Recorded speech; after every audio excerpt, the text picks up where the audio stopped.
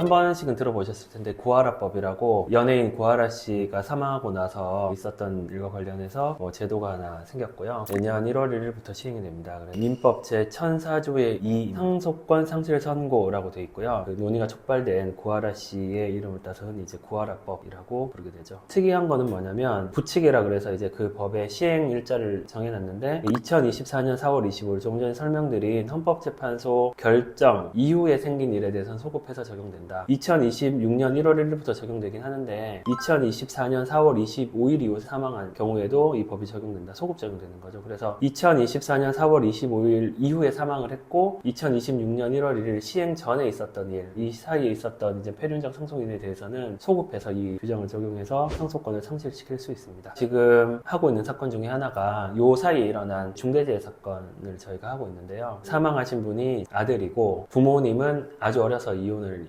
했었고요. 양육을 전적으로 어머니께서 하셨습니다. 아버지는 한 번도 양육비 지급한 적도 없고 찾아와서 뭐 물질적인 것도 그렇지만 정서적으로도 부모로서 역할을 할 수 있는데 전혀 그런 역할을 하지 않았고 그러다 보니까 피상속인이 되신 자녀분께서 성도 이제 다 어머니 성으로 바꿨고요. 이제 20대 후반 정도 됐는데 요 사이 기간에 사망을 하셨어요. 그 중대재해 사건으로 피상속인께서 남기신 재산들이 있거든요. 임대차 보증금도 이제 몇 억 정도 되고 그 다음에 여러 가지 예금이라든지 뭐 보험도 있고 그리고 이제 중대재해 사건에서 늘 이제 발생하는 합의 문제 이런 것들이 있는데 갑자기 이제 아버지가 나타나서 내가 상속인이다라고 하면서 이제 일단 보험금을 일부 청구해서 가져갔어요. 그래서 그걸 저희 고객 어머님이시죠. 어머님께서 하시고 이 규정을 근거로 해서 상속권 상실을 청구할 수 있겠느냐라고 해서 저희한테 찾아왔고 요 소급되는 기간 안에 있기 때문에 지금 이제 상속권 상실 청구서를 준비해서 2026년 1월 1일자에 바로 접수할 예정입니다. 소급 적용되기 때문에 상속권 상실 결정이 나게 되고 피상속인의 아버지께서는 상속 자격이 박탈되게 되고 그러면 상속을 받을 수 있는 자격이 없어지겠죠.